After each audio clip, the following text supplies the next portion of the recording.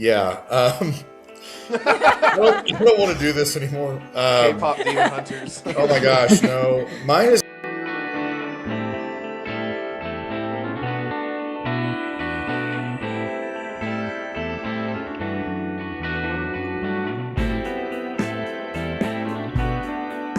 Welcome to the Bacon Bibles and Barbells podcast. I am Coach Justin, and all the coaches are here today. Emily, Bill, Amanda. We're actually going to do something a little bit different today and kind of go through, like, Emily's going to kind of interview us. She got some questions that some of you guys might like to hear that are coaching related, but also not necessarily coaching related. Tentatively titling this one, Who Gave These People Barbells? It might be a way for people to kind of, I think, know a little bit about us that they might not have known before. Because, we still like, certain kinds of cheat meals and stuff like that. So, Emily, let's get into it. Let's go ahead. We just thought this would be like a fun holiday episode where you guys can get to know us a little bit. I always like those types of episodes where you get to know the people behind the podcast a little bit, and it kind of can help other things make sense as you listen sometimes. So. Maybe that's a good thing. Maybe that's not a good thing. Maybe you'll regret listening. Hopefully you still like us at the end. So this is your test. This is the test. So why don't we start by you guys, all three of you guys, just going around and just tell us a little bit about yourselves, about where you live, about your family, anything you would like the people to know, just a brief introduction. So go ahead, Justin, why don't you start? Yeah, well, we live in Washington State, in the very northwestern corner of the state, almost to the ocean and almost to Canada, basically. The part that just flooded last week, if you Google Washington floods, wasn't as bad as we've had in the past. But we've got 4 kids and some chickens and ducks, live up in the mountains, and a dog. And we live up in the mountains where we, enjoy the scenery and also being out of town, which is the important part for us. Otherwise, I don't know. I don't think there's a whole lot to say. Everyone knows that we lift weights and stuff like that. I also have other business ventures that people are probably mostly aware of, where I help people with their finances and long-term planning and things like that, and a couple other ventures as well. But I think most of my time's, in the business world, and Emily's homeschooling the kids. We still have all 4 kids are at home and at various stages, I would say. And we have, our fitness goals over the years change. Just periodization's a real thing, and so I think mine haven't changed a ton. I think I still can get a little stronger before I age out. I hope I haven't peaked yet. But mostly powerlifting's, my thing, and strongman's a lot of fun, but I'm not very good at it. And then eventually I'll probably have to make the transition to bodybuilder someday, and maybe not have a thick waist or something. I don't know, and not keep straining my biceps on sandbags. So I think that's pretty much it, though. I don't know if you were looking for anything. No, that was pretty much it. Yeah. Just like a brief introduction. Yeah. Amanda, I'll go next. So we actually live in Central Texas. As of earlier this year, moved up from the Texas-Mexico border. And it's me and my husband, Anthony, who competes in strongman. I compete in bikini bodybuilding. And then we've got 2 sons who are spaced quite far apart. We have actually, my oldest is going to be 20 tomorrow, and finishing up his first big semester away on his own in college. So we get to have him back over the holidays. And it sucks having a birthday so close to Christmas. They're always combined for him. But especially if he's away. Especially if he's away, then we can't even split it up. But he'll be coming up and get to have him back. And then our youngest is 6. So they're about 14 years apart. And it's kind of starting all over again. Actually, we homeschool as well. It ended up being where my oldest was graduating as my youngest was starting kindergarten the next year. So they're literally not in school at all at the same time. Starting everything completely over. Yeah, you're like, one is going off to college while the other one's learning to read. Exactly. Very much. Very, very much my reality. But it's also interesting. Like I already knew kids were different from each other, even in the same family, but having them so far apart, I'm like, this is like two only children. They're Yeah. Yeah. my oldest is almost like an uncle figure. I feel like more than an older brother to the youngest. Um, but yeah, that's going to extend my homeschool journey. At one point, I'll say I've been doing it for over 20 years. That's right. So yeah, and on top of that, of course, I wear the coaching hat, and I'm also an operations manager for a marketing firm called Blue Goat Marketing, and so that's what I spend my days doing is those three things: homeschooling, marketing, and coaching. Awesome. Well, yeah, so I live in North Georgia, and it's really the metropolitan Atlanta area. That's anywhere like an hour and a half outside north of the perimeter Yeah. counts as that. I live probably about 30 minutes from the perimeter in a little town called Lawrenceville. And I live here with my wife, and I got 5 kids and a daughter-in-law that also lives with us. She's great. 2 dogs. And we homeschool. We have for many, many, many years. And we love that. We love having the girls around. We love having my son and my daughter-in-law around. My son is now in college, and he's studying for a degree in radiology. And so sort of the first year of many long years. But luckily, I'm able to help him. I have some formal training in physiology and some pre-med work in college as well. And so able to help him along. He's doing great.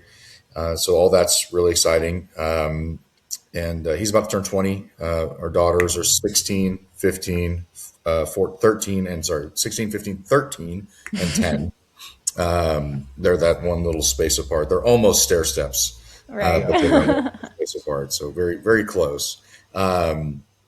But other than that, I coach. I've been doing one-on-one coaching for a long time, specifically focused on bodybuilding, physique, and a figure. I've done some bikini, but mostly figure, physique, and men's bodybuilding. I used to be a powerlifter. I was actually coached for a short time by a gentleman, Aaron Konecchio, who was quite famous in his own right for a period of time, had some state records here. Very competent, super cool guy, and I was grateful for that time. At one point, I just got introduced to bodybuilding by a friend, and I needed to take some time off from powerlifting anyway because I was nursing some joint problems and things like that. And I just sort of fell in love with it. Never looked back. I really, really like the science of physique, building, physiological patterns on the body is really amazing. And I like the pageantry of it. I think it's really cool. I think the presentation is cool. The whole thing is really neat. And I think it's amazing to see people sort of reach these insane levels, right? Like it's pretty wild to watch people do something they thought that they could never possibly achieve. That's one of the most rewarding aspects. And I do some day trading on the side. I am an avid market watcher. That's fun. I am profitable, so that's good. That puts me in like the top 3% of day traders, which is great. It took a long time and several blown accounts, but here we are. So that's good. And then I also do jujitsu. I'm a purple belt. I have been for probably 3 years. I've trained for a total of about eight and a half years. And I do it. I teach as well at my jiu-jitsu gym here, and I also compete. And so just have to stay in shape for that. So trying to balance that in bodybuilding and all that good stuff. My wife is also an avid bodybuilder, and so we do all of that together. So it's pretty great. My son is currently employed as a personal trainer at One Life Fitness and has a full schedule. He's competent too. So really proud dad moment there. But that's really it. We're pretty simple. Me and Justin were talking before. I'm into nerd stuff. Definitely a D&D guy. Definitely like a Japanese RPG guy. Definitely. Yeah, we were talking about D&D right before the show. Yeah. So that's, just a simple dude. that's, just a simple guy, lives simply. So happy to do that. Yeah. Yeah, for sure. Definitely. Well, the next question goes right in line with what we just talked about, which is basically like kind of a two-part question. What drove you to get into your own health journey, health and fitness journey, strength journey, however that looked for you? And then kind of part two is like, what made you make the turn into coaching specifically? So Bill, you want to go first this time? Yeah. So I was always fairly fit and thin. At one point, it started to be a little concerning. I had dropped from like 145 pounds, like 110 pounds. I mean, I was skeletal and I didn't know what was going on. I'd lost my endurance. Things were really going wrong and I wasn't really sure what was happening. And then believe it or not, somebody dropped a TV on my foot and like snapped my ankle. And so I went to the hospital and they said, "Hey, is your resting heart rate normally 180 beats a minute?" And I was like, "Does that sound normal to you?" From a medical perspective. And they were like, "Well, absolutely Wow. not." And I was like, "Well, I don't know." And I was like, "I feel tired and like wound up all the time." And they said, "Well, we're going to send you off for some tests." Well, it turns out my TSH was astronomical. And your TSH, for folks who don't know what that is, thyroid stimulating hormone. And when it's high, and you're thinking when somebody's hyperthyroid or they have Graves' disease, you're thinking like in the hundreds, maybe even the low thousands if they're really bad. Mine was in the 10,000s. It was Wow. horrible. I was probably a couple weeks away from a heart attack, and I had no idea. No symptoms except for just the fatigue. And it was so bad I had torn a little hole in a valve in my heart, a very small pinhole, which healed since then. But they treated me with radioactive iodine, and all of a sudden I wasn't fit anymore. I started to gain weight. I ballooned up to like 190 and did not have any sort of athleticism to show for it because I had never really, done anything structured as far as weightlifting or anything like that. And so I began just by strength training. And then that, of course, made me fall in love with powerlifting and the sport itself of powerlifting. And so that's sort of how I got started, right? I was sort of suddenly unhealthy and had to get healthy. And luckily I had some very forward thinking folks in my life that were like, you need to add muscle, right? That's how you're going to get healthy. And so I took their advice. I went ahead and did it. And then when I worked in the ed tech field, many, many engineers were out of shape. That's a very common thing. They are extremely sedentary by no fault of their own in the sense of work. It's just that's how they work. They work late hours. They're not exceptionally healthy folks. And I wanted to help folks get in shape because they were constantly asking me like, how did you get in shape? And so I decided to coach some folks directly, had sort of a massive success. And then I decided to pursue it professionally from that point. I got my master trainer with NASM and I got my master trainer with ISSA, as well as their nationally proctored nutritionist certifications as well. And it just sort of went from there. And it was just, it's like anything, it's roller coasters. You have years where you have a lot of clients and years where you don't have as many clients and whatever, but it was always somebody that needed some help getting in shape. And then I just got introduced to a figure competitor. Her coach was doing a really bad job. And I said, well, let's do this prep together. And we decided to go on that adventure. And she won her pro card in a local league, won all 3 divisions. And I was like, oh, hey, I might have a knack for this. And so I went on to coach some other folks and still kept winning. And so that's sort of how we got here. Nice. That's crazy. Wow. Yeah. And for those of you that don't know, your TSH should be a little bit over 4 normally. Mine is usually 1.1. Yeah. So now you're on replacement. Yeah. I'm just saying, like, a contrast. when we're looking at someone's blood work for it to be like a normal range, usually we're looking at like, 4, give or take, something like that's very normal. I mean, lower isn't necessarily bad, but when it starts getting higher is when we start looking, under the hood and being like, all right, something's going on here. Yeah. So, thousands is very not ideal. Yeah, no. Wow. That's crazy. What about you, Amanda? For me, I mean, I've been an athlete my whole life, so I guess that was already my gateway into fitness.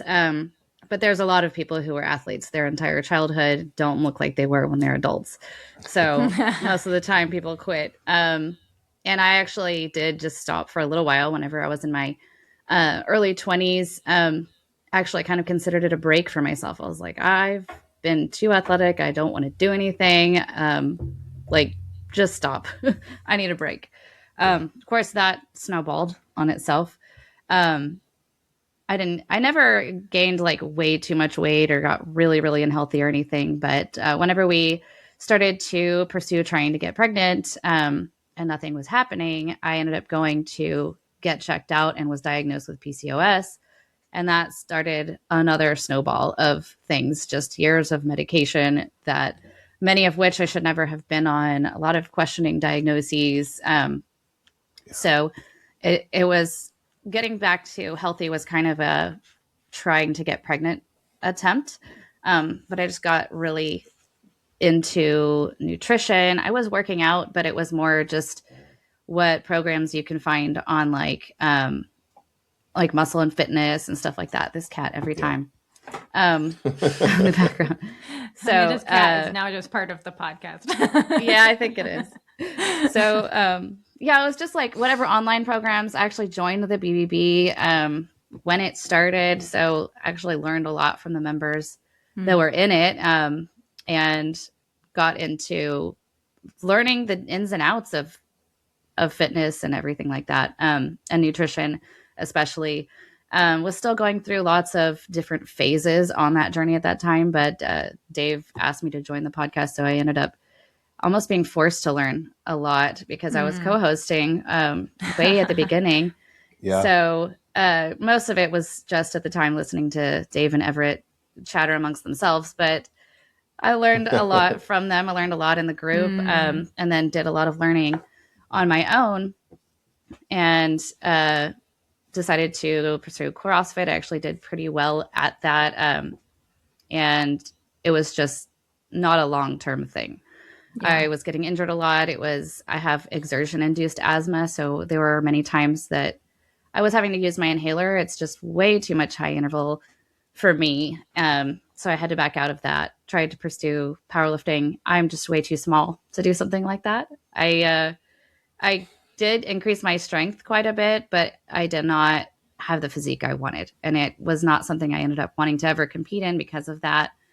I just didn't like how I looked at all, and that affected my self-esteem a lot. So then I was like, I'll just start pursuing bodybuilding on my own, and just made my own programming, did my nutrition, got pretty far. And then I saw who I would eventually pick as my coach, coach his wife into a competition, and they were friends of mine. And that's when I was like, all right, I want to do this. Let's actually commit. So Anthony encouraged me to go ahead and hire and learn from him, which was a great call because it just made me fall in love with everything even more. Ended up getting my nutrition certification, since as you get fitter, people, like Bill was saying, start to ask you questions on how you're doing it. And so I ended up wanting to pass that information along, especially having tried every diet there was, having tried so many different styles of training. I knew for me as a woman worked and didn't work, and wanted to pass that along. So got my nutrition certification first, started helping people with just that. Got my my trainer certification not long after, and started helping people with that. And it was eye-opening to me how what I considered to be the basics, now that I've been in this journey for many years, was very complicated for people to understand. And so I just really have been trying to simplify it, put as much into layman's terms and, adherence as possible, and watch people transform. Yeah, I think a lot of it comes down to like what I would call like a masterful application of the basics most of the time for people. Like fundamentals are fundamentals, and there's sort of, they just are what they are. And once you learn those variables, but like actually in real time manipulating that in someone's, with their lifestyle, with their personality, and what they actually have going on, that's where the complication is. He's like most of the time. I guess I'll go next then. Yeah, your turn. Yeah. So I have always, I'd always been in, when I was like a kid, I was in good shape. Like I played some sports and stuff like that. Never anything seriously or anything like that. When I was a teenager, I did a lot of running. I was interested in like lifting weights. And so like, I think I was like, it's probably like 11 years old. I saved up like $20 or something and went to Walmart and got some dumbbells and, had like the 1 inch bar with the adjustable bench and that kind of setup that's what I had for years actually. And I did that, got a lot of bodybuilding.com, type of programs and stuff. Never really got, I got fit. I mean, I've always been thin. And so like I was, I guess, ripped, but not that muscular, like I had abs and everything else. But, by the time I was 18, I probably weighed like 120 something pounds, 120 pounds. And I'm 5'11", so it's not a whole lot of muscle mass, but my body fat, I was probably like 9% or something. And so I kind of like, and that was back in the, body type, era of like ectomorph, mesomorph, all this. I was like, oh, I'm definitely an ectomorph, so I can't put on muscle anyway. So whatever. And really what it was is I just didn't eat enough. If I would have eaten more, I would have put on more muscle mass, especially when I was younger. And then, I was always like semi-consistent, inconsistent. I'd lift for several months, take a few months off, lift for several months, take a few months off.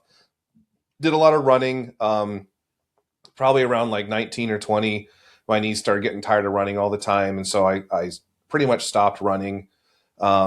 And then we got married. I didn't do a whole lot. I'd get a gym membership and I'd go for a while and then I wouldn't and that sort of thing. And then there was probably a gap in there where I probably didn't go to a gym or do anything meaningful for like 4 or maybe 5 years, getting into my late 20s. And I know some of my late 20s, I was just, I still weighed, I weighed about 135 pounds or so.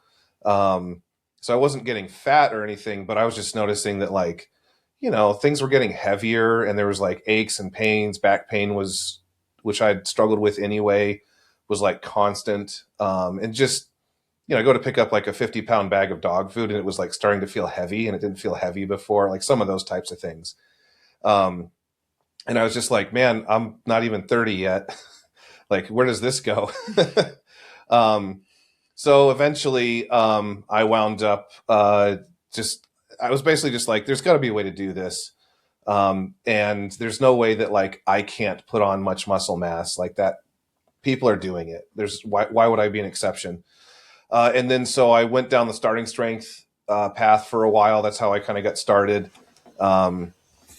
Ran that program and then actually hired a great coach, Andy Baker, who I learned a lot of the programming that I know is actually from working with him for a couple of years. And mostly was attracted to powerlifting initially, never like bodybuilding per se. It was just like put on the muscle mass you need for the weight that you want to lift. I started competing in powerlifting a few years into that journey. Got a couple state records and and then, sometime a few years in, people started asking me a lot of questions and then actually had someone, because I didn't go to a gym. It was just people that noticed me, in person in various other contexts or online. Actually had someone, he's actually still a client, my first client, he's still at High Calling Fitness. Back then it was Providence. And he asked me if I would coach him, and because he had come to me with a lot of questions, like, no, I'm not a coach. I'm not getting into that. And he kind of asked a couple of times, and I was just like, no, I just not something I want to pursue. I was like, go talk to Andy. He's a great coach. He'll, he's great. And Andy was like, no, my roster's full. So then he came back, and I was like, well, let me get a couple of things in order at least, so I can figure out how to structure this. And kind of started from there. And so that's like kind of the coaching journey as far as fitness and stuff. COVID was actually kind of nice in a way for my fitness journey, because it was like, I started working from home. So it was easier to control things like diet, and I had more time for training and sleep and recovery. So like 2020, I put on more muscle mass that year than I probably did my novice year. That's also when I started TRT, so that helps too, a lot. And I suspected I was low, but that was when I actually got it tested. I had one more drug tested meet in actually January of 2020. So it was one of the last powerlifting meets that year because everything basically shut down. Got a squat and a deadlift record, drug tested record in my weight class, and got tested, a few weeks later and was like, yep, TRT would be great. But I actually used that to like really refine my diet that time, like really got on top of it more than I ever had been. And like a lot of things kind of took off from there. And then, I've gotten a couple more state records over the years, competed in powerlifting and strongman. I'm not very good at strongman. Part of it, I think, is starting later in life. It's very skill based, and those skills are hard to acquire. And it's also harder to be fit at a bigger body weight the older you get. And I've gravitated toward being a little bit up there in body weight, which has been rewarding in powerlifting, but it's not so much in strongman if you want to be able to move well. So like I weigh in about the 260s right now, which is a very, I think, good weight for me in powerlifting. It's just strongman, you got to be really fit to move with moving events. And that's been something I've struggled with, and just the skills. I think it's harder later in life, but I think that pretty much answers it though. Then we've, obviously High Calling's been growing as, Amanda and Bill being here and everything else. It's allowed us to offer more, I think, too, because I have things that I specialize in that I know a lot about. And then Bill and Amanda, especially, like they've lived in the bodybuilding world and I haven't. Like I've helped bodybuilders, obviously, but like that's very much their world, their focus. And they just have areas of expertise that differ from mine. And I think it's allowed us to all sort of like benefit from each other's knowledge. We talk a lot about problems we're trying to solve with clients and other things like that. And I think it's allowed us to all be better coaches, at least it has for me. But it also allows 100%. Us to like send people that come in to coaches that might be a better personality fit, or even just a better fit because of the technical skill set of the coach. Mm-hmm. Yeah, for sure. Yeah. We're very thankful to have you guys. It's been perfect. Yeah.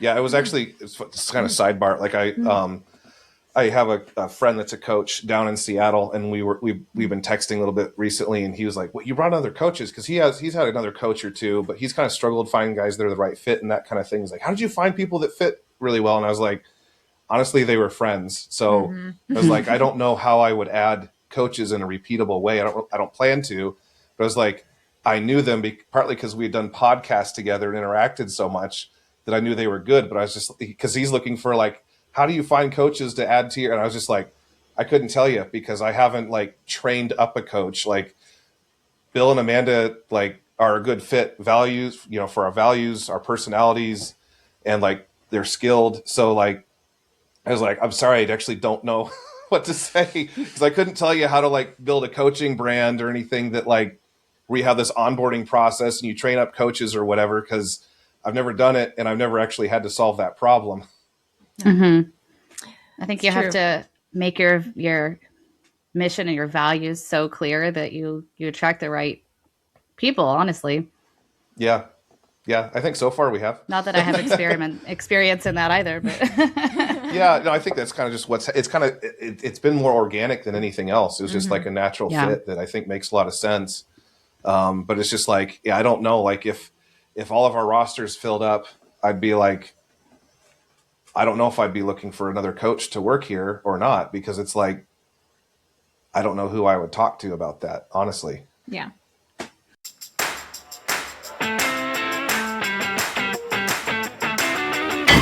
My name is Justin Johnson with High Calling Fitness.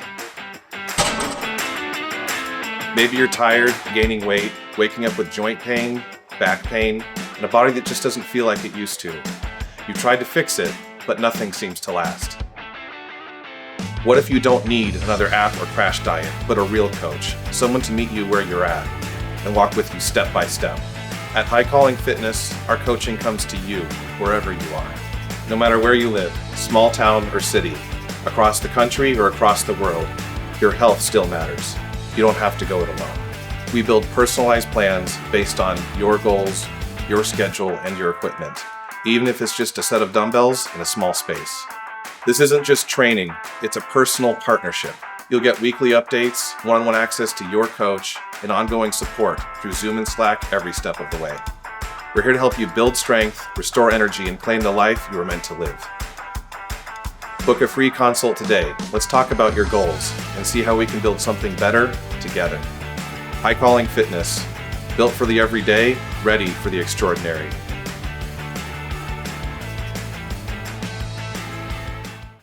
Yeah, very true. Anyway, we could probably do this one. Yep. Okay. Number 3.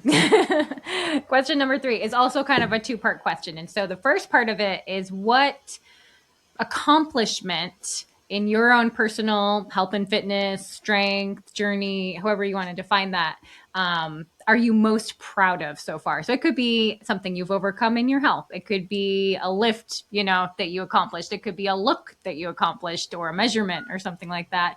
And then the follow-up question to that is, do you have any lifetime goals where you're like, man, before I'm 60 or really start going downhill, like I really hope I hit that. Like that's a real, that I would die happy if this will be a nice, easy, quicker question. I think that's good.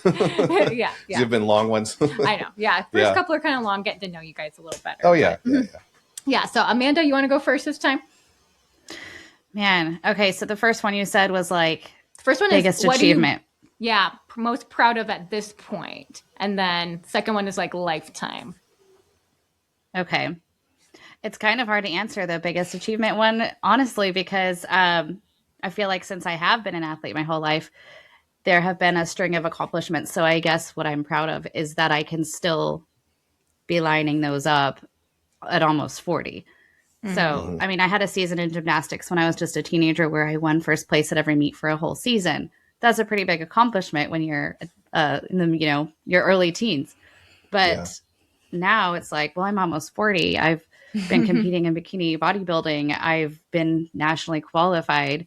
So the fact that I can keep stringing that up, like keep having the consistency and showing up and moving to the front of the line on things, I feel like is a pretty big achievement.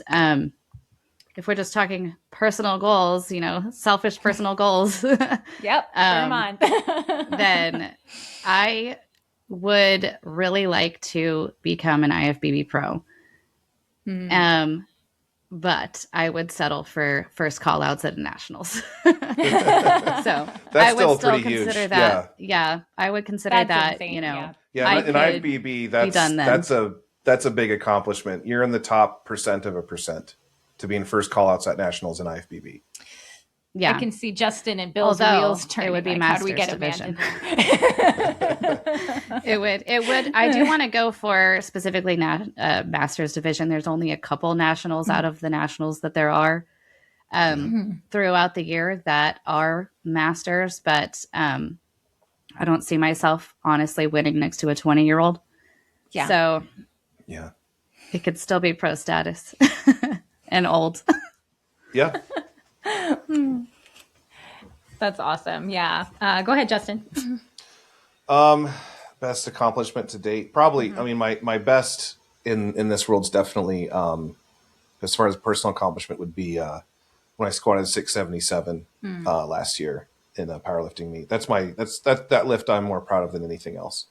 That was fun too, because you got to go last that day. You just happened to be the strongest. It was the biggest squat of the meet. Yeah. And so it was really fun that you got to go last. Yeah. And get your biggest one. Yeah, it was. That's the funny thing too, is actually that's the only meet that I've actually taken a third squat. Usually my second squat, I hit my goal and I'm just like, I'm not going to fatigue myself anymore. That's actually kind of strategically what I've usually, because squats take a lot out of me because it's my special. It's like what I'm best at.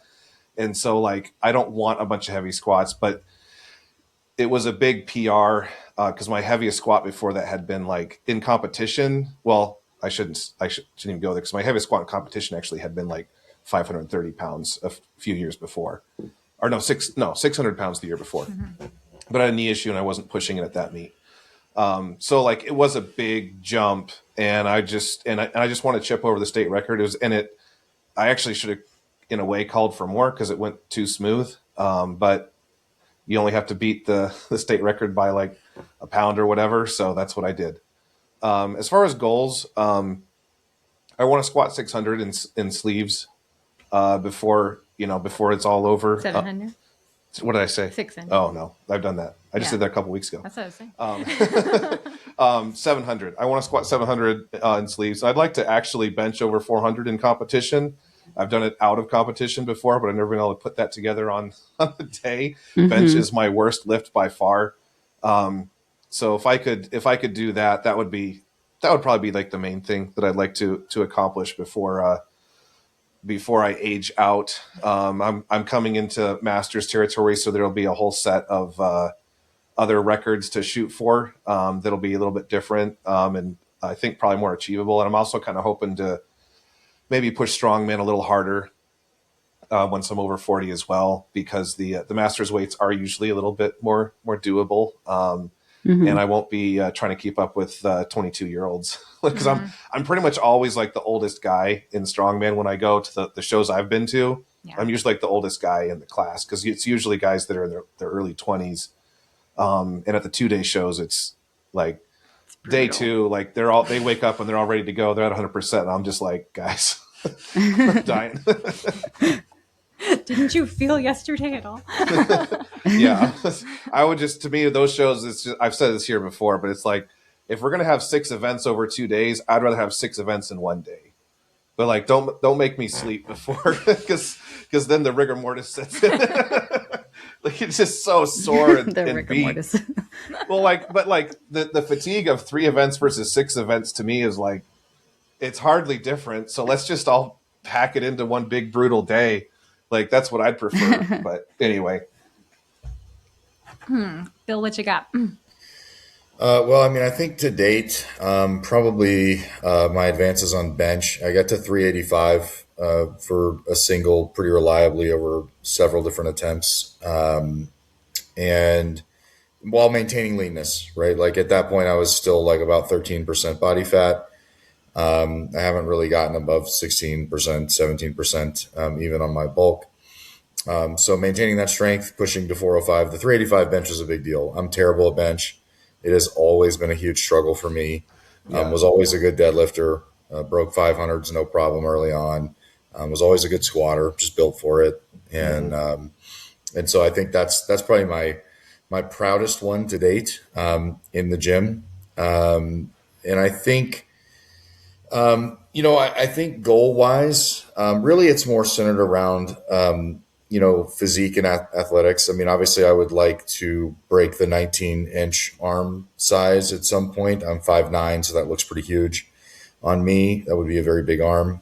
And so would love that, but also I did, but I was definitely above 15% body fat. Yeah. I would love to do it below 15 if I can. I was like 19 and a half last year, but I weighed like 280. So that's, I was not lean. I think, and we're on the way, right? Like, I mean, my Instagram stories, if anybody follows me on Instagram, my arms are getting fairly big. And so we're getting there. So we'll get there probably in the next year or two, hopefully. That'd be great. It's a slow process. That's 19 inches without a pump though, right? Yeah, without a pump. Right now, that's a bit. I mean, a lot of people don't realize though, like guys with arms our size, a pump adds an inch or more. Yeah, so I'm at 18 with a pump, like 18 and a quarter. So it's probably a year or two out. It does take a long time to build arms. It takes a really long time and a lot of effort. I work biceps and triceps 4 times. Especially once you're past like 17 inches. That's like a point. Like getting to 17 inches isn't crazy hard. No, for most people, unless you really have long arms. But like past 17 inches, that's where like things really slow down for most people. Yeah, you have to work. And I will say that my form has changed quite a bit. I never curl above my mid chest or anything like that. I only use my biceps to curl, and like everything has changed. I do two flat curl variations and 2 hammer curl variations, and I work them, really work them. And then of course my triceps, I work, equally hard. And I think that's been the difference, is just working them hard, but like that. And then I would like to do I'd love to do some amateur and professional super fights. When I get to brown and black belt, would love to do that. Just some one-on-ones in the cage would be great. just before I get too old to do that. would be awesome. Yeah, But that would be yeah, cool. Especially with 19-inch arms. yes, yeah, it looks great in a rash guard. Yeah, Yeah. Yeah, no kidding. Yeah. But I was thinking about this question.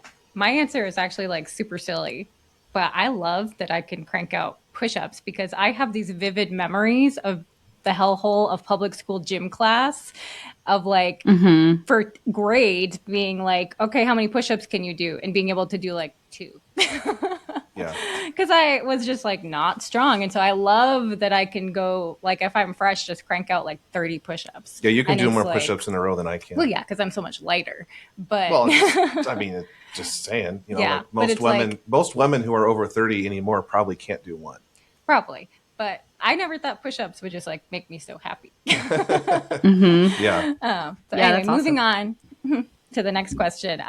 So the next question is a little bit more for, for our Reformed Christian community listeners. If you could choose one thing for the church to get right about health and fitness, like what would you wish that they could get a little bit more right? So I know this is a little bit more thoughtful one. So whoever wants to chime in, who has an answer ready first, can go ahead and start us off. Honestly, Yeah. to me, it would just be to take it more seriously in general. that's weird. Like, it's not like we could talk about fad diets and we could talk about whatever, but I think all of that goes away if it was just valued more. Yeah. You have responsibilities that you need to take care of. That's for the man, it's to provide, protect, and procreate and to lead. For the woman, it's to support and respect and to build it, to make the home the place that it should be. You will not be able to do that like you should if you're not in good shape. And if you live like a typical American, if you do the normal stuff and you're not particularly bad, you're in terrible shape. And that has harmed your ability to be what you're supposed to be. So to me, it would like, you take care of that. And like, I don't care if your focus is bodybuilding or powerlifting or strongman. You can even do CrossFit if you really want, but sounds kind of gay. But seriously, like do something though. Like if something that involves cultivating a modicum of muscle mass and keeps you fit. And there are 100 ways to do that. You don't have to like try to look like Bill or me. You don't have to like go on a stage like Amanda to do that. That's not necessary. Those are pursuits we do because they're fun to us. But I would just say like, just take it seriously because the things you do in the gym, that discipline carries over to every other part of your life. And your just ability to be a responsible human and to do all the things that you're supposed to do. You are held back if you are not going out of your way to become healthy as an American. Yeah. Agreed. I think sort of piggybacking onto that is sort of getting rid of the stigma around the sort of natural consequence of aesthetics when you get healthy as well in the church. Yeah. Aesthetics glorify God. We can talk about a lot of different things, but if we're thinking about, wording and exegesis specifically, we would think about like Psalm 139, right? It's a statement that you're being woven together. And the phrasing there is the same kind of phrasing that they use for weaving the veil in the tabernacle, which was exceedingly aesthetically pleasing. It was a huge work of art and it was incredibly detailed. And so, that's one thing to think about too, is that there is a glory to God in the natural consequence of aesthetics that come with strength and health, for several reasons. One is, if you have a spouse, it's appropriate, right, to attract your spouse. In fact, it's not just appropriate, it should be encouraged. But also there is Song of Solomon encourages it. Yeah, exactly. But there really is something artistic about the human form. There's a reason that people were making marble sculptures out of aesthetically pleasing physiques for many years, and people were looking at them going, wow, that is incredible, right? Because it is, right? Yeah. I mean, it's a work of art and it glorifies God. And so I've never understood the idea that, like bodies looking like they should is like this weird stigma. I'm just not, I don't understand it. I've had this conversation with some Christians before. Me like, look, you're going to try to tell me that Adam and Eve were not hot? Right. Yeah. When God Like, created all of creation, He said it's good, yeah. and and their state unmarred by sin and everything. They looked good Yeah, of course. because there was no imperfection, there was no sin, taint, or anything like that. Yeah. Yeah. And like God declared that good in the garden. Like there's nothing wrong with the fact that Eve probably enjoyed how Adam looked. Adam probably enjoyed how Eve looked. Yeah. And part of that was the character of the person who was unmarred by sin. Yeah. And as the sin entered into the world, so did gluttony, so did sloth, so did laziness, and all these things. And that is something that shows on our bodies. Yeah, I think too that effect, especially, we'll call it over fatness, right? Not just overweight. We don't want to think about BMI, but like over fatness is also, it produces androgyny physically. When you look at folks that are morbidly obese, it produces a physical androgyny to their shape that defies the beauty of their sex specific creation. Which is, that it tells you everything you need to know about that. It's not the way the body should look. And a capable body looks visually breathtaking. When you see, like I said, you see a work of art that depicts a fit person, you're like, wow. I mean, it just gives you this feeling of like, whoa, that's beautiful. And it points back to a creator that also is detailed in his artistry, and of course is teeming with pleasure in that creation and that form of it. Yeah, definitely. Yeah, I think that the church does not put enough focus on gluttony and the sin that it is. There's a lot more weight given to other things, and it's not that those things don't need to be viewed in their proper place either, but there doesn't seem to be given much weight to gluttony. It's almost encouraged at times, or it's just completely ignored. And there's tons of times where you hear prayer requests for somebody's diabetes to get under control, but they're not doing a thing to change what their body composition is. If you put that in the context of other kinds of sins, what if someone who's engaged in prostitution shows up and they're like, I can't stop getting Please STDs. pray for Can it you to pray just for me? end. Like, Yeah. maybe just stop doing the thing. It's just not, obviously there are some other sins that have far bigger earthly consequences, but gluttony is definitely one that is overlooked a lot, or just if you pursue fitness too much, then now you're vain or you're prideful. And so those things are looked down on even more, it seems like, than the gluttony that gets people in the health situations they have later on, where they can't be the good stewards that they want to be. It's interesting because there's a direct command from Jesus on this. I mean, it's so bizarre to just throw out a direct command. The direct command says, do not be overcome with drunkenness and surfeiting. Surfeiting is the word they use, and that means overeating. It means overeating. That is literally what it means. And so Jesus says, do not be overcome by these things. And one of them is overeating. That's directly from the horse's mouth, right? Yeah.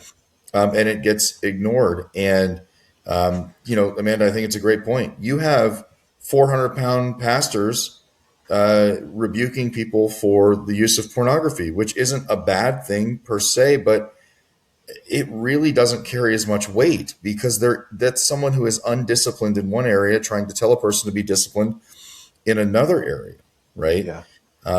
And it's interesting because you always get the self-love and the pride and the vanity stuff happening there, but there is no one who loves themselves more than a person who overfeeds themselves into disability. Nobody loves themselves more than that person because they just think they deserve whatever and don't need to do anything about it. So it's a weird kind of hypocrisy, right? And we should definitely, I think, nip it in the bud. That's a great point. Yeah, I mean, and Paul condemns it numerous times. Whose God is their belly? Like this. Like I mean, one of the even I've said this before, and a lot of people disagree with me, but I don't think you're qualified as an elder if you're obese. Yeah.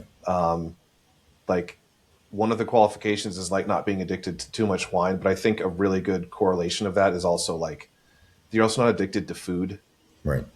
like because it wasn't a temptation that I think was as common at the time, so it didn't make the list. But like I think it's very reasonable to say like, look, if you're addicted to something, then you shouldn't be in that kind of position.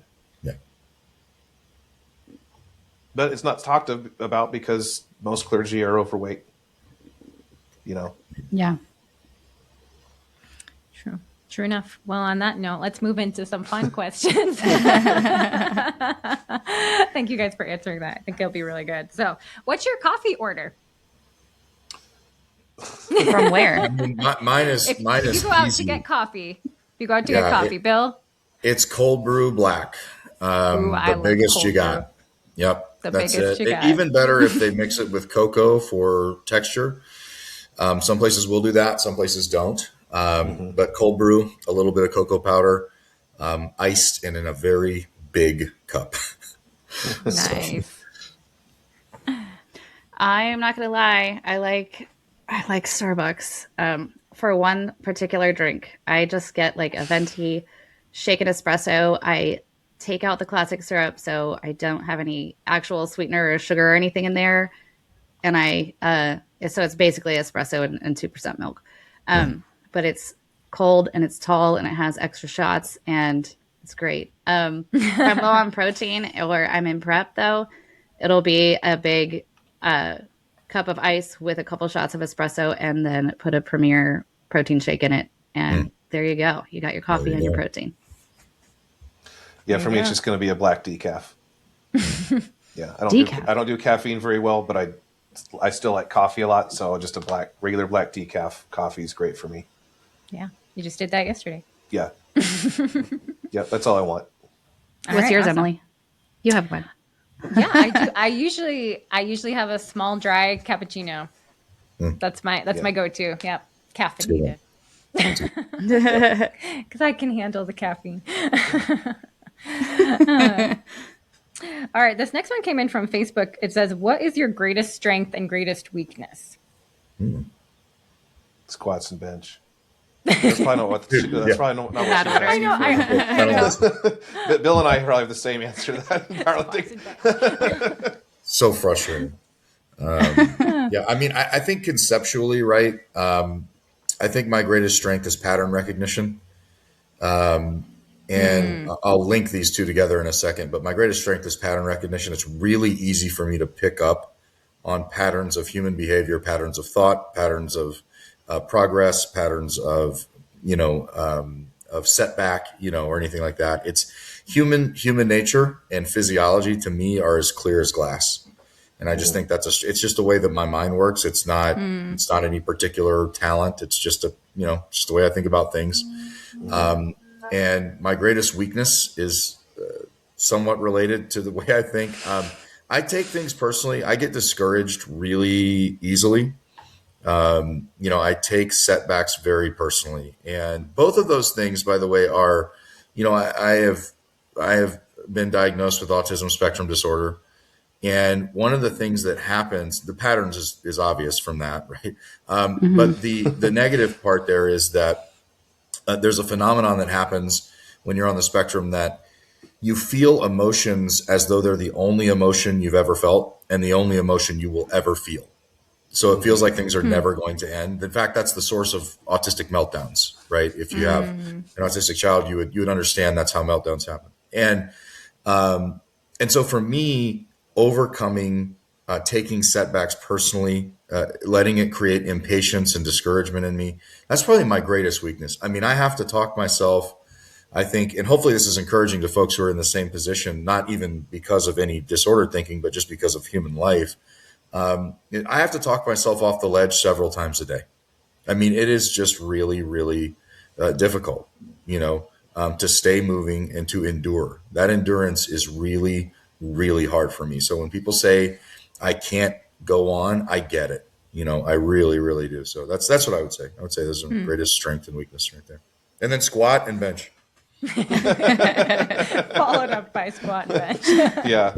One of the things I couldn't find in a well-rounded coach to add to the roster was to find a coach that can bench worth anything. So Yeah, that sucks. just got Bill and I here that have poverty benches. Sorry about that, y'all.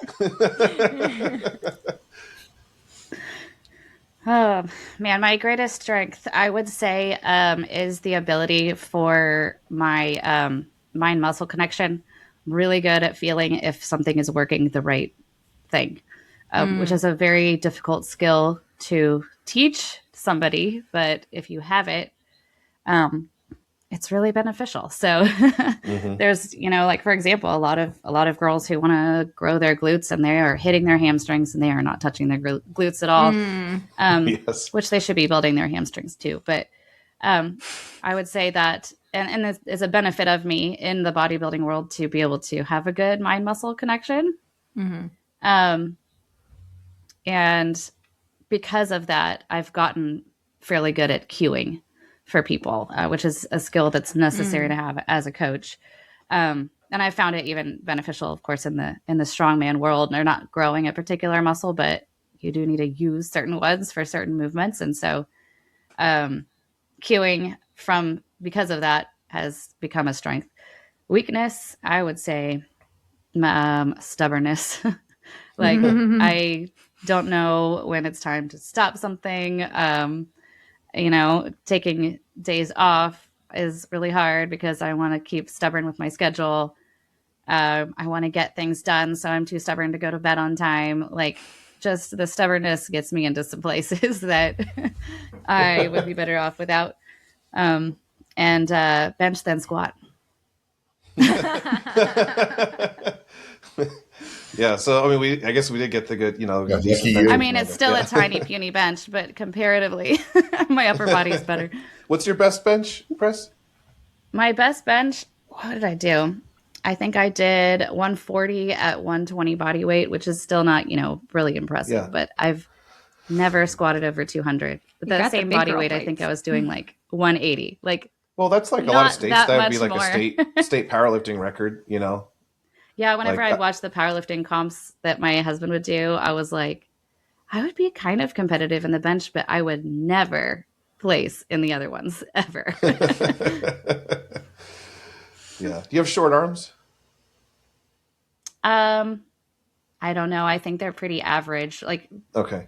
Just wondering. proportionately, my legs are long, my torso is short, but Okay. my arms seem pretty average. Okay. Just wondering. So this is funny I was because a I gymnast, also though. have long legs and a short torso. But when Justin came back from seeing you guys in Texas, he was like, yours is way shorter. Your torso is way shorter than Amanda's. Like, you could never do bodybuilding. I didn't say you could never do bodybuilding. You said something like, I can see why it works better for bodybuilding or something like that, which is fine. Emily has like the most extreme long legs, short torso build you'll ever see. Like basically we're polar opposites. I'm about as extreme short-legged, long torso as it gets, and she's the opposite. So that's part of it. I thought it was funny because we do have the same build, but even on that, I'm more on the extreme. I think I bet you're a little bit more on the extreme. Yeah.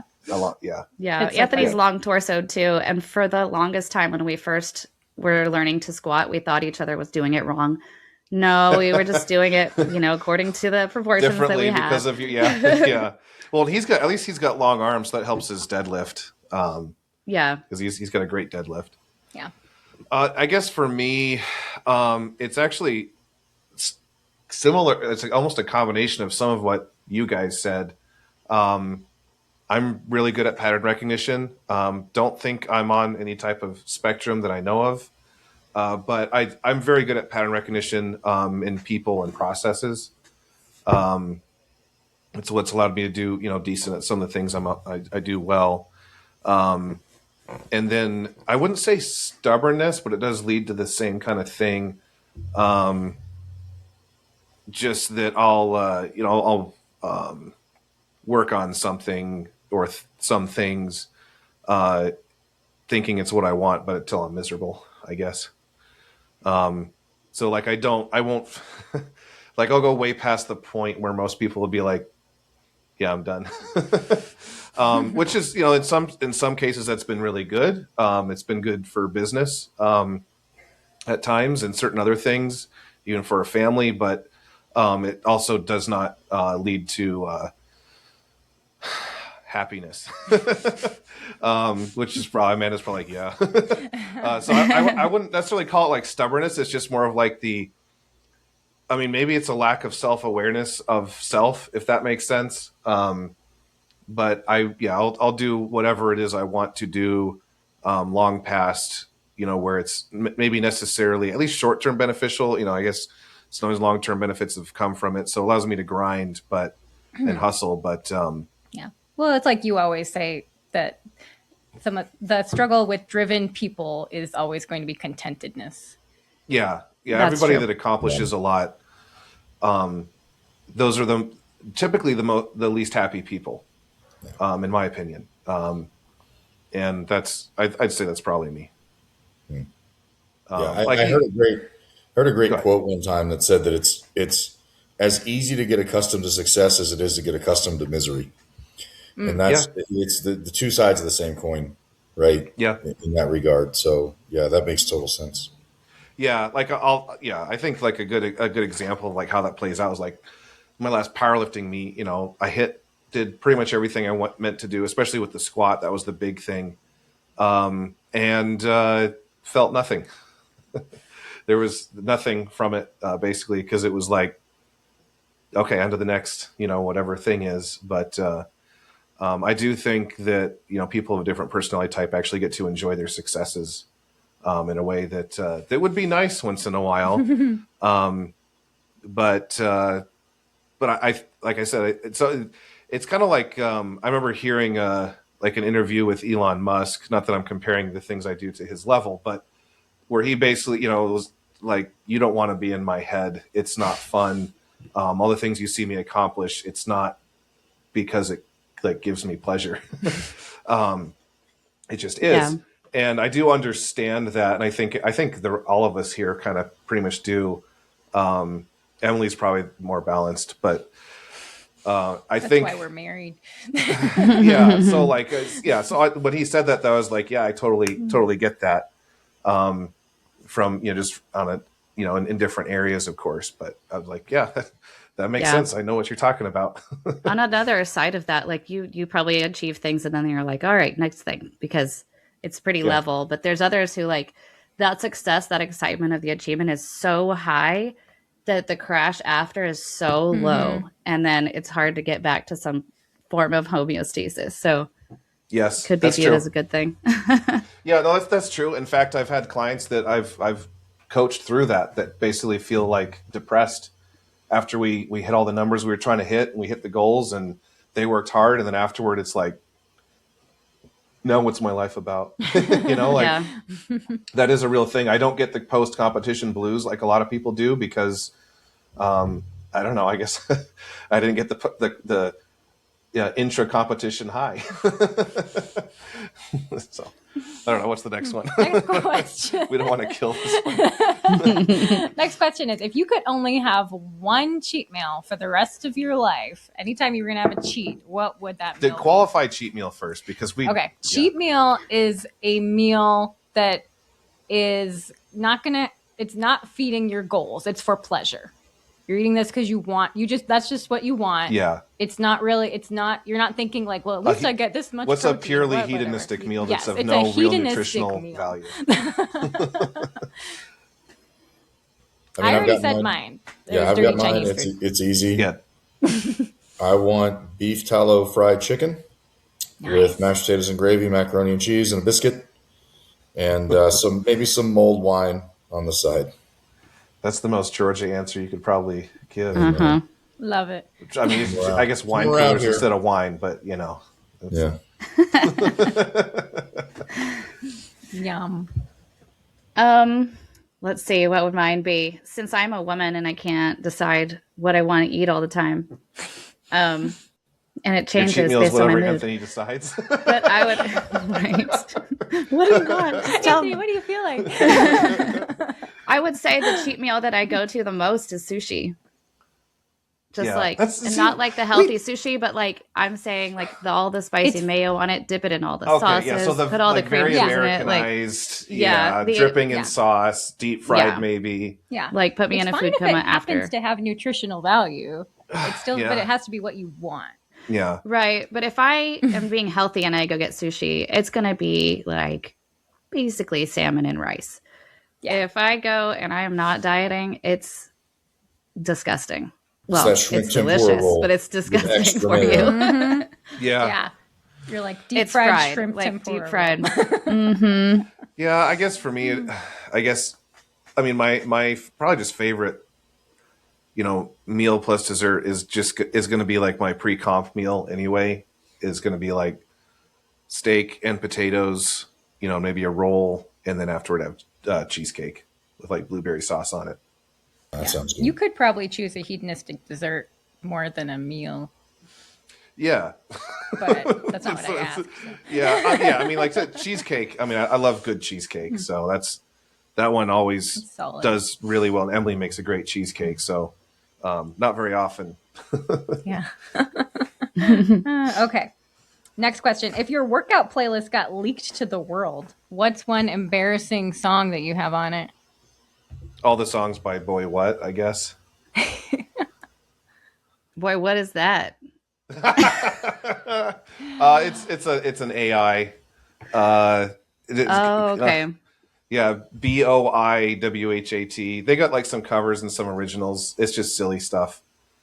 That's probably about my workout SpongeBob playlist. Doesn't themed. have my workout playlist. It doesn't really like have the guilty pleasure stuff on it. Like that to me would be like the furthest that would go for me would be like 90s alt rock. Yeah. You know, well, you like, also would not be embarrassed about your music anyway. You're just not an embarrassed person. well, I just, it's not like I don't like secretly listen to Taylor Swift or, Yeah. there's no pop music that applies that appeals to me. No Miley Cyrus. No, I couldn't name. Yeah, that's the thing. I just don't. Dustin Kenster did a great acoustic cover of Wrecking Ball, but I've actually never listened to that's the best original. one there is. It is the best. one. Right? Okay, so there you go. But like, I've actually never heard the original. Mhm. I've heard bits of it, but I don't know. I don't know if I have. Yeah, probably Boy What would be the. That's what I would say for you. Yeah, it's in the workout playlist. It comes up. once in My a while. workout playlist is not music at all. I think I've mentioned it on a previous episode. I don't listen to music Oh. in my headphones at the gym because Yeah. I'm terrified I would start singing along and not realize it. And that would be my embarrassing moment right there. So I listen to podcasts and audiobooks at the gym. There's not really anything embarrassing from those, except maybe when people would realize how much of a true gym bro that I actually am based on the podcasts that I listen to. So Like, no Yeah. music though. My late night can't sleep playlist is probably more embarrassing.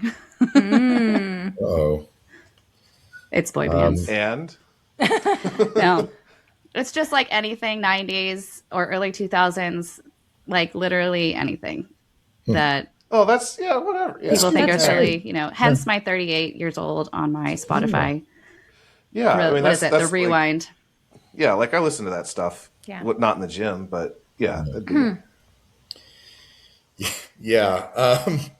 I don't want to do this anymore. K-pop Demon Hunters. Oh my gosh, no. Mine is going to be my goodness. Lollipop and Barbie Girl by Aqua, the Dutch pop group. oh, I love Did you those hear two the, songs.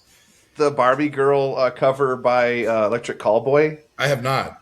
Is it good? Oh, well, that's something you definitely need to check out after this. Yeah, I will check it out. But yeah, those are definitely on the list. Second place probably goes to Charlie XCX, the female singer / DJ from Britain that is very poppy and whatever. So yeah, that's it. Nice. Speaking of music, though, during workout, Anthony asked me the other day, do you think Eminem knows or could have guessed that his song was going to be like the most PR song? Like everybody puts that on for PRs. So many PRs have happened Oh to yeah. Eminem. Oh yeah. Yeah, I'm sure he didn't have that in mind. No. oh, that's a good question. It's not on my list. Do you have a PR song? I have a PR playlist. Yeah, you do. It's a subset of my workout playlist. Yeah. Yeah. I would have to say it's the Eminem, the One Shot song, because One shot. Anthony puts it on when I am about to PR, or I will for him as a joke. But that's been the PR song. Yeah, mine's got like, Wolves at the Gate, Parkway Drive, Demon Hunter. I don't know, some of those. Yeah. That sounds Geist. like Anthony's Yeah. just regular playlist. Mine is a song called Priest Judge by Timothy Brindle. Oh, okay. Timothy Brindle. Yeah, that one's intense. It's a great one. Yeah, yeah. Nice. Alrighty. How are we doing on time here? How We could do a couple more. Do a couple more? All right, let's see what I got. Want to get a good one here. What is one of the most ridiculous fitness myths that you've heard from a client? Whether a client tried to argue with you From a client. or tell you like, hey, these calories don't count because I ate them at midnight. I haven't had that one. That's a story Anything from you've another heard from a coach. client that you were just like, oh, I gotta tell you the truth on that one. Yeah, I think the biggest one for me was I did my ice bath this morning, so I've already burned 1,100 calories for the day. Oh, wow. That's a good one. That is And I was like, no, you haven't. Maybe like 5. Maybe 5, maybe. I'll give you 5. You could have the sun chip. Yeah, and he was like, well, but there's this guy that he did it, and it's the only thing he changed. And I was like, it's not the only thing he changed. And also, He changed his dopamine signaling so he was less hungry for the rest of the day. That's what he changed. it just He doesn't changed work his like hormone profile. right. It just doesn't work like that. You're not burning 1,000 calories in a freaking cold tub. Although I might burn 1,000 calories from overheating listening to that, just like the steam. If you burn 1,000 calories in an hour, you are sweating profusely. Yeah. It's almost impossible for your body to cool off that. I don't even know if you'd overheat. I don't think it's You'd possible. overheat. Yeah, I mean it would be. Like you can't be cool impossible. off from that. Yeah. You've never done anything in your life to burn 1,000 calories even in an hour. Oh, I mean it's unreal because you think about like indoor cyclists. We talk about their quads all the time. Mm-hmm. They push insanely hard, and when we're talking about like high intensity interval training, they do high intensity interval training as it's meant to be done, meaning they sprint all out for a minute, all out, and then they have to stop for 6 minutes because they have to recover from the minute. It's so freaking hard, and they don't burn 1,000 calories in an hour. Right. And so it's just wild to hear all that stuff. But the ice bath with the 1,100 calories was phenomenal. I was like, this is why we're not losing weight. This is why we're not losing weight. Found it. I don't know. Excuse me. Like, I feel like I've been asked questions rather than been told ridiculous things. But maybe that's because I start the client conversation with kind of an expectation or hear the basics and stuff and ask me questions. So they ask me the question that's probably behind the myth, but then I just get to answer it. Yeah. So I think most of what they've realized, I guess, is how much fat they're eating that they think is protein. Like I had, hot dogs or Spam or whatever. Like that's not protein. not really. But I think the biggest myth, I guess, I see repeated is not understanding how much fat is in certain things. Yeah, that's so. I have to break in with one more. It's not a myth. It's just a ridiculous thing that was said to me, and I think everyone will appreciate it. I was doing a client intake form, and I said, "What are your favorite foods to eat?" Because I want to make sure that we have a diet that works for the client, right? This any coach worth their salt should ask this. And this gentleman is 350 pounds, is very overweight, has had problems for years. And he comes back and said, well, my go-to foods are grilled chicken breasts and vegetables and some fruit and things like that. And I was like, I'm going to be honest with you. I had to get on a call and go, look, I'm looking at the intake form. Yeah, we didn't get to 350 pounds with grilled chicken and vegetables and fruit. Just going to let you know that. So just go ahead and refill it out with the things that you actually eat, right? On a daily basis. But that actually it's okay. Happened. We already understand that there's some changes that that actually happened. So. Yeah, I don't know. For me, I know there's been some goofy ones, but I think, not once I'm actually working with someone, it feels like there's some expectations that have been set early Well, on. you have had some weird stuff with supplements. I can think of a couple where they come to you because they've been doing that on their own, and they're like, "I'm having this problem." And when you dig a little deeper, and you're like, "Oh, that was that." Because sometimes people will start a supplement of some kind because they read about it online and they don't ask me about it or anything. I did have one guy develop total sexual dysfunction on lion's mane, and he was on TRT too. So like he just like totally nothing worked anymore. Went away pretty quick after stopping, but I was like, "What have you started? What are you doing?" I guess that was one of them. But I don't know. I don't feel like that's that crazy. I guess a lot of the big ones are just, and this is basically what Amanda said, is like uncovering all the places where excess fats are being consumed and usually believed to be proteins or like innocuous carbs, but it's actually like basically a fat source that happens to have carbs or protein in it. I think a lot of it's just around that, and also helping people see that how much fat is in their diet.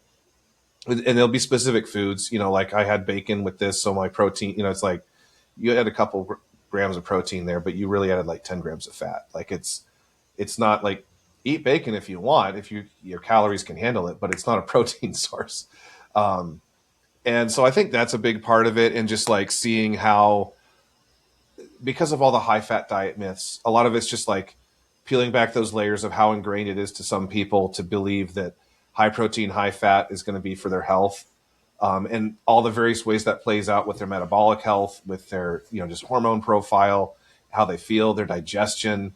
I think that's probably the most consistent thing. And it just plays out in many different ways with like various food choices and just not realizing that like this thing they've been doing, it's like, well, that's a couple hundred calories a day right there. We can cut out easy because this thing that they're having that they think is like meaningfully adding to their protein intake, but what it's really doing is like just adding a lot of fats without much other nutritional value. I have had that kind of reminded me of, the uncovering what they might not know is putting calories into them or other things is alcohol. I've had somebody like not be making progress. And I was like, your food looks great. It looks like you've tracked everything. And she was like, well, I haven't put my wines in. Like, how many have you had? So, thinking those, because even if you like scan and put a wine or a whiskey or something into your food tracking app, it's like, oh, these are like basically no carbs. So they think it's not really affecting because it's not taking up their macro spaces, but not realizing alcohol has its own macro levels and it is calories. It still goes into your body and turns into something. So, and serving sizes with alcohol. We all pour more than a serving. Deal. Yeah. Like you might see, like if a shot of whiskey is however many calories, nobody pours a shot of whiskey in a tumbler ever. Nobody does that. That's a very, very small amount of alcohol. Yeah. And I mean, even if you go to a bar, their shot is 2 ounces, which is beyond the serving size. It's actually double what the serving size would be. And so if you get a double shot at a bar, you're getting 4 servings. And you're usually getting between 3 and 4. And the thing is that, Amanda sort of touched on it there, but in more detail, alcohol is carbohydrate sparing. That is the fastest processing thing in the body. It is the most preferred. It is just pure sugar. And it gets converted very quickly. And it downregulates fat oxidation for like 72 hours. And it also downregulates muscle protein synthesis. And necessarily, right? So it does that because it's medically necessary for you not to die from it. And the intake of it is a poison. And so you're processing those things. And that's normal, right? But it disrupts sleep and some things like that. But that's not to say everybody should just teetotal. But especially fat loss, alcohol is a tough customer. If you're trying to lose weight aggressively, basically you can't drink. It holds you back incredibly. It really does. Bodybuilders on prep do not drink ever. It's never like, it doesn't happen. Not if they're going to actually get to stage weight. And actually, hilariously, the only time they would drink is like maybe half a shot of vodka before they pose. before they Yes. go on stage, because it spares their carbohydrates so that they look full and vascular and, Yeah. And it's all those things. dehydrating. Yeah. So you Yeah, can get a little correct. bit more papery in the skin. Yeah. Yeah. So they use it specifically what you would not want it to do on a fat Yeah. loss diet. Yeah. I've used it as a diuretic before, even for a water cutting. I've Yeah. had a couple shots the night before weigh-ins, and it does It work, works. because at that point I hadn't peed in like a day. And so I actually had to pee a little bit that night. It works. It works. Yeah. All right, last question. I'll let you guys get going. What is one benefit that you guys have seen in yourselves or in your families from just being healthy and fit, being strong, that you didn't expect when you started out, that nobody really talks about, that was just like, wow, didn't think that would be something that was really cool in my life, but it's just like you're normal now. I think for us, that's pretty easy. It's, we just don't really get sick. Yeah. Like it happens, but it's almost never. Like seasonal illness just doesn't really happen in our family. Our kids will get a little something, but it's never enough for them to miss out on anything. Like it basically just doesn't happen in our family. Yeah. I'd say sickness and in that vein, just surprisingly good blood work fits in that vein too. I mean, every time I get a serology report, I'm always shocked. And I'm like, wow, I was really not dialed in for these last 3 or 4 months, but everything looks great, and part of that's just being muscular. The other thing is like just respect. You get more respect if you are bigger, stronger, more aesthetic, fit. People take you more seriously because it is a badge of discipline, right? Yes. I mean, that's really why, right? It has nothing to do with the aesthetics or the strength itself. People don't see you lift weights when you're out on the street.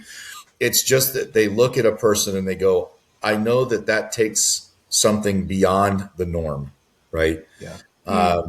And so, so that's a big deal. You get taken a lot more seriously when you are fit, and it's easier. It opens more doors in life, which is that is very true. I actually didn't. That is something that was unexpected for me. It was kind of funny. Back when I was skinny, it was just right before I'd already decided like I need to make a change. I used to wear because my job. When I worked in an office and was an employee, I used to wear suits almost every day, and I was walking, back to my car at a long walk from the office that I worked in to the parking lot, and this really like big guy, he looked like he probably played football or something, was like walking toward me, and he's like, "Oh, nice suit, man," or "nice suit and beard," or whatever. And I was like, "Oh, thanks." And he's like, "Get some muscles to go with it." Yeah, I know, because I would have been like 135 pounds. Yeah. But I mean, he was right. It's like if you want, it does command a certain degree of respect because it's a badge of discipline that you wear. And like I have had clients that have like become more successful in their business endeavors or like in their careers as employees because of it. Yeah. Yeah, I think that for me, there's a lot of things I didn't really expect. Like I don't need help doing certain things, carrying certain things, opening jars, I don't need help. I mean, what is Anthony even around for? I'm just kidding. He's great. But I don't need help on those things. I don't get tired and need a nap in the middle of the day. I can go all day.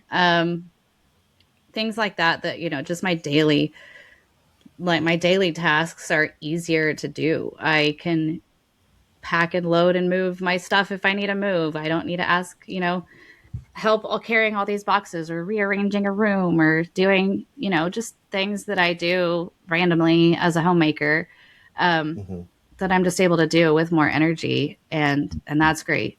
Also like going back to the PCOS stuff, my cycle's more normal than it's ever been. And that's a benefit of being healthy and in shape, and something that I think some women just never get checked because they take it for granted or think that's just how it is. So that's been a life changer for sure. Yeah. Yeah. Cool. Those are good questions. Thank you. Yeah. No, thank you guys. Thank you guys for taking the time to answer them. I think that was fun. It's fun.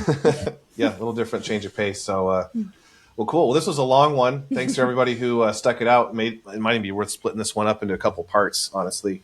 Whatever you think. But thanks everyone for listening. For those of you that stuck it out this long, we'll look forward to see you guys on the next one. We probably won't record any till January, and so enjoy the have a Merry Christmas. I won't say Happy Holidays because I'm tired of that crap. Enjoy Christmas with your families, worshiping and celebrating the birth of our Savior Jesus Christ. And if you guys do want to talk to us about how you could realize some of these benefits we talked about potentially, or just talk to us in general about how we might be able to help you, this stuff will change your life in a profound manner. As it's changed all of us. We've all gone through a journey from what I'd say of mediocrity to, actually healthy and being able to just do what we need to do in life far better because of everything that we talk about on this podcast. So reach out to us. You can find us on highcallingfitness.com, book a meeting or something, or send us a message. We'd be happy to talk to you. And until then, gains and grace. Gains and grace. Gains and grace. Gains and grace.